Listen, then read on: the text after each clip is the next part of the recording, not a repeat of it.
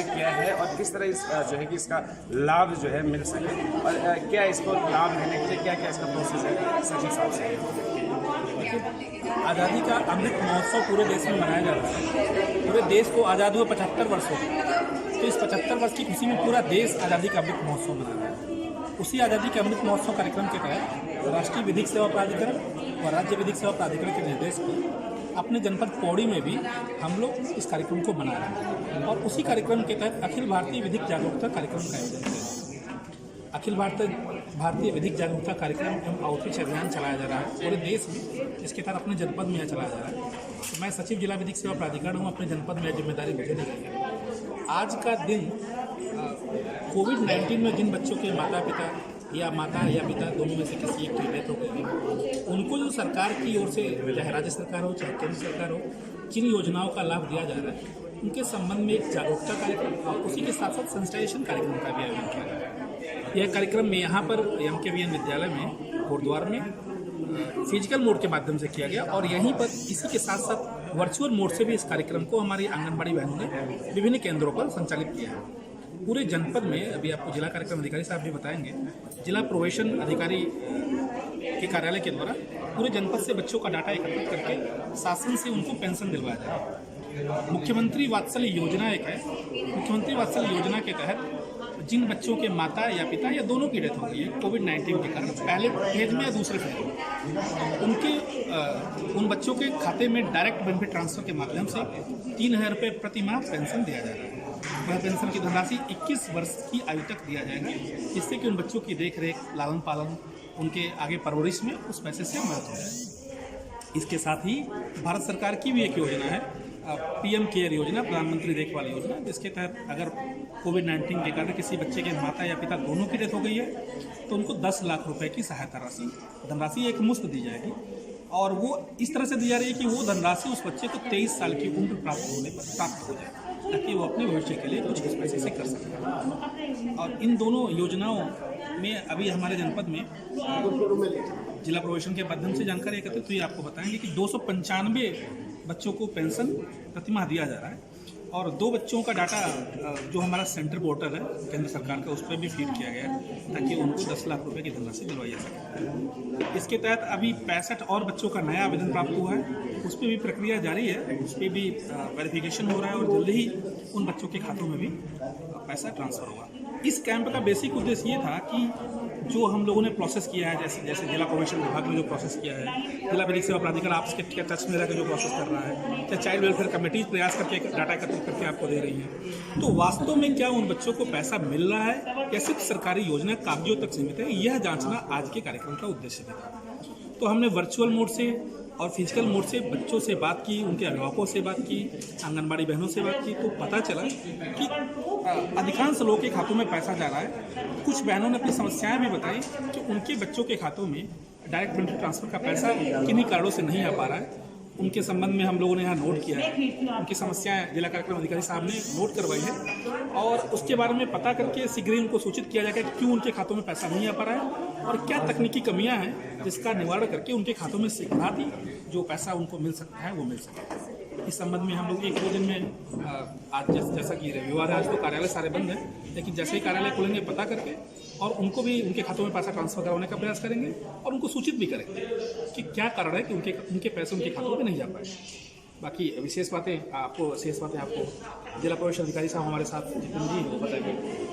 क्या स्कीमें हैं महिलाओं के लिए, लड़कियों के लिए? वात्सल्य योजना के बारे में तो सबने बताई है और भी क्योंकि कई बच्चों को जानकारियाँ नहीं है कि किस तरह की उनके लिए योजना है, वो उनका लाभ नहीं उठा पा रहे, थोड़ा सा प्रकाश करें। देखिए, जैसे कि वात्सल्य योजना के बारे में सर ने विस्तार से समझा दिया, मैं सिर्फ इसके बारे में इतना कहना चाहूँगा कि आज सर के निर्देशन में जो यहाँ पर कैंप हुआ है, इसमें हमारे लगभग 120 पार्टिसिपेंट जो अभिभावक गार्जियन सहित आज प्रतिभाग किए थे।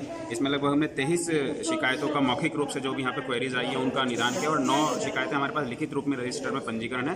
तो जैसा सर के निर्देशन में है कि हम 2 दिन के अंदर का जैसे ही कार्यालय खोलते हैं तो किस कारण से उन 9 बच्चों को नहीं मिल पा रहा है, हम फोन के माध्यम से उपलब्ध कराएंगे।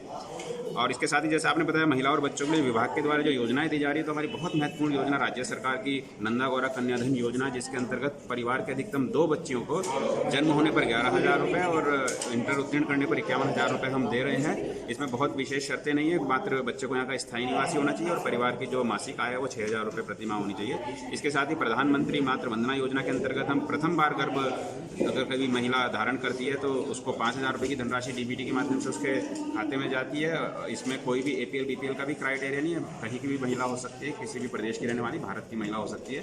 इसके साथ ही हमारे यहाँ मुख्यमंत्री महालक्ष्मी किट भी दी जा रही है। जैसे ही बच्ची कोई जन्म लेती है तो एक परिवार के अधिकतम 2 बच्चे को एक किट दी जा रही है। तो बच्ची से रिलेटेड और माता से रिलेटेड जो देख रेख की जो सामग्री है वो मुख्यमंत्री महालक्ष्मी किट में हम बच्चों को प्रदान कर रहे हैं। तो और भी बेटी बचाओ बेटी पढ़ाओ और राष्ट्रीय पोषण मिशन के माध्यम से विभाग द्वारा अनेकों योजनाएं चला जा रही है, जिसका लाभ जो है सुचारू रूप से हमारे सभी लाभार्थी प्राप्त कर रहे हैं। एक वो क्या कहते हैं, लोगों को बड़ी दिक्कत आती है सर का जो पेपर फॉर्मेलिटीज योजना लेना चाहते हैं, लेकिन कहीं ना कहीं सरकारी तंत्र से जो है कि उनको दिक्कतें आती हैं और थक हार करके बैठ जाते हैं। उसके लिए वो कहाँ आगे कार्रवाई करते हैं? देखिए, सरकारी योजनाओं में जो भी शासनादेश हैं उनमें दस्तावेज मांगे जाते हैं।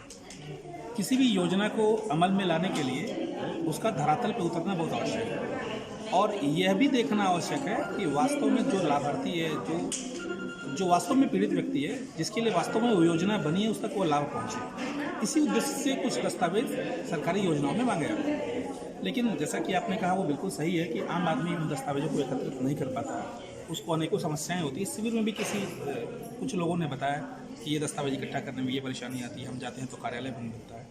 तो उनको बताया कि अगर कार्यालय बंद है तो वहाँ दूसरा कार्यालय खुला है, वहाँ बताएं। वहाँ पे बाहर संबंधित अधिकारी का नंबर लिखा तो उसको दूरभाष में बताएं। वो बंदोबस्त करेगा कि अगर कार्यालय में कोई नहीं है तो कौन सा व्यक्ति उसके चार्ज पे है, कौन वह दस्तावेज प्राप्त करेगा। इसके अलावा भी बताऊँ कि हमने जनपद में 90 पराविधिक स्वयंसेवी बना रखे हैं और आंगनबाड़ी बहनें भी हमारी मदद करती हैं, आशा बहनें भी मदद करती हैं। अगर किसी को कोई फॉर्म भरने में, कोई फॉर्म समझने में, कोई योजना समझने में दिक्कत हो रही है या कोई दस्तावेज एकत्रित करने में दिक्कत हो रही है तो वो उनके माध्यम से संपर्क कर सकते हैं। वो भी उनका सहयोग करते हैं कि किस तरह से वो अपना दस्तावेज बनवा रहे हैं। जैसे किसी के पास आधार कार्ड नहीं है तो कैसे बनवाएं, कहाँ बनवाएं, जानकारी नहीं है तो उनको जानकारी देंगे, उनको बनवाने में मिलेगी। ऐसे जिला विधिक सेवा प्राधिकरण भी इस कार्य में अपने पराविधिक स्वयंसेवी के माध्यम से सहायता प्रदान कर रहा है और उनको निःशुल्क वह सहायता है। उसके लिए कोई चार्ज हमारी आंगनबाड़ी बहनें, आशा बहनें या जिला विधिक सेवा प्राधिकरण के पराविधिक स्वयंसेवी नहीं लेते। तो निःशुल्क सहायता प्रदान की जा रही है। वो दस्तावेज बनवा करके, उनका आवेदन करवा करके उनके खाते में पैसा डायरेक्ट पेमेंट ट्रांसफर के माध्यम से डलवाने का प्रयास किया जा रहा है। अगर मैं आपसे भी कहूँगा, अगर आपके भी कोई आपके चैनल के माध्यम से कहूँगा कि अगर आपके भी जानकारी में कोई ऐसा लाभार्थी है तो उसको भी हमारा नंबर उपलब्ध कराएं, हमारी संस्थानों के बारे में सूचना दें, जिला कार्यक्रम अधिकारी साहब के बारे में बताएं, ताकि उन लोगों को जानकारी हो पाए कि बाल विकास विभाग, महिला बाल विकास विभाग, जिला विधिक सेवा प्राधिकरण, ये लोग आशा बहनें, आंगनबाड़ी बहनें ऐसे कार्य कर रही हैं और बेझिझक लोग अपनी बात उनसे कह सकें, जिससे कि उनकी समस्याओं के समाधान में हम कुछ मदद कर पाएँ और उनकी समस्याओं का वास्तव में समाधान हो पाए और सरकार की जो योजनाएं उनके लिए बनी है वास्तव में उसका लाभ प्राप्त। धन्यवाद। तो ये थे जिला प्राधिकरण के सचिव और प्रोफेशनल अधिकारी जिला स्तर के हमारे साथ थे और यहाँ पर आज जो कार्यक्रम MKPN के सभागार में किया गया उसमें बहुत सारे लोगों की समस्याओं को सुना गया, उनका निस्तारण किया गया, उनको जानकारी दी गई। वात्सल्य योजना, गौरा कन्यादान और अनेकों कई योजनाओं की जो है जानकारी यहाँ पर अधिकारियों द्वारा दी गई और लोग संतुष्ट भी हुए होंगे और लोगों को जानकारी भी दी। आगे इसी तरह किसी और जानकारी के साथ आपके साथ उपस्थित होंगे, तब तक के लिए धन्यवाद।